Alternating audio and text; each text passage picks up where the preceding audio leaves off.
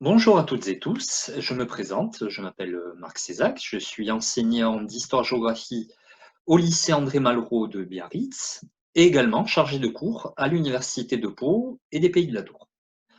Donc, je vais vous présenter aujourd'hui le manuel de spécialité Histoire, Géographie, Géopolitique, Sciences politiques, AGGSP, donc de niveau terminal, des éditions Hatier. Le but de cette capsule vidéo est également de vous montrer en quoi le corpus documentaire qui est utilisé dans ce manuel est pertinent, en quoi il est en parfaite adéquation avec les attendus du programme officiel, et finalement, en quoi ce corpus documentaire apporte une plus-value évidente à ce présent manuel. Alors, comme vous le savez, de manière générale, tous les manuels Hatier présentent souvent des documents iconographiques qui sont de grande taille, qui sont extrêmement lisibles et qui sont extrêmement clairs. C'est un choix qui est fait habituellement par les éditions Hatier, qui est un choix qui est judicieux, qui était un choix qui est fondé sur la qualité avant tout des documents. Ces documents sont extrêmement variés. Ce sont des documents iconographiques qui peuvent être des photographies, des caricatures, des schémas. Donc, ils sont de grande taille, comme je vous l'ai dit, afin donc d'accroître la lisibilité de ce manuel pour les élèves, mais également pour les enseignants qui préparent leurs cours en utilisant les documents du manuel. Comme vous le voyez ici, la caricature est une caricature de Dillen, donc qui a été publiée dans Charlie Hebdo en mars 2015, donc de grand format.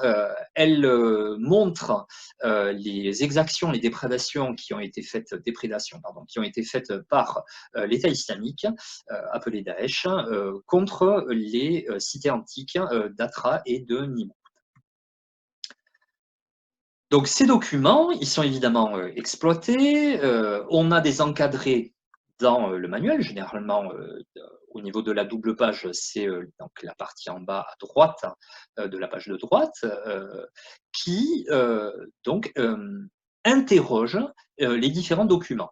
Donc il y a tout un questionnement qui est fait sur les documents des doubles pages, qui est progressif, qui est différencié, qui propose des activités importantes. Alors, comme vous le voyez, les encadrés exposent en fait des compétences. Donc là, vous le voyez par exemple, analyser les documents. En fait, ils reprennent, ces encadrés reprennent les attendus, les compétences attendues de la part du programme officiel. Alors, je vous les cite, hein, analyser, interroger, adopter une démarche réflexive, travailler de manière autonome, s'exprimer à l'oral. Donc, ces encadrés que l'on vous a proposés sont parfaitement en adéquation avec ce qui est attendu au niveau du programme officiel. Donc, à la fois les interrogations sur les documents, le fait de travailler en autonomie et également donc des exposés qui sont proposés pour que les élèves préparent le grand oral. Ces documents sont également des documents d'actualité. Alors, pourquoi des documents d'actualité? Tout simplement parce que cet enseignement de spécialité, histoire, géographie, géopolitique, sciences politiques, doit se baser sur des événements qui sont extrêmement récents. Là, encore une fois, il s'agit d'une exigence en fait de la part du programme officiel. Je vous cite le passage du programme officiel, hein, enseignement qui porte sur des thèmes choisis de manière à permettre aux élèves d'appréhender une question essentielle du monde actuel.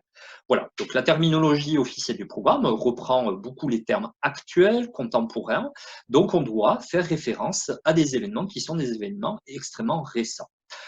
Ces événements, ces documents iconographiques donc, qui traitent d'événements récents sont des portes d'entrée au thème et également aux axes.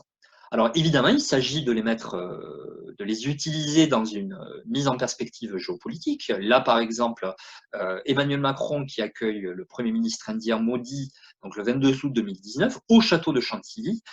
C'est un document qui figure dans le thème 4 du programme d'AGGSP, donc qui porte sur le patrimoine, et l'axe 1 sur les usages politiques et sociaux du patrimoine. Donc là, en l'occurrence, comment Emmanuel Macron utilise le patrimoine dans le but d'accroître le rayonnement de la France au niveau international.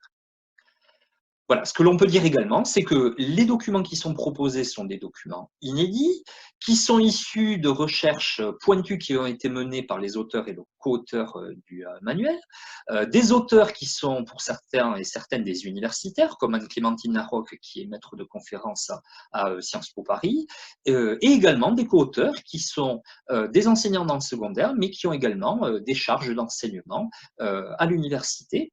Et ainsi, nous avons accès aux bibliothèques universitaires et à certains corpus qui sont peu accessibles pour les collègues du secondaire. Là, par exemple, vous voyez une photographie donc, qui a été faite par Louis-Émile Durandel, donc, qui était un photographe qui a été sollicité par les architectes des monuments historiques dans la lignée, en fait, si vous voulez, des travaux de restauration qui ont été faits des grands édifices du patrimoine français. Là, Durandel avait été sollicité par l'architecte Corroyer en 1872 pour travailler sur la restauration du Mont-Saint-Michel. Il a pris certains clichés, donc à partir de 1873. Voilà.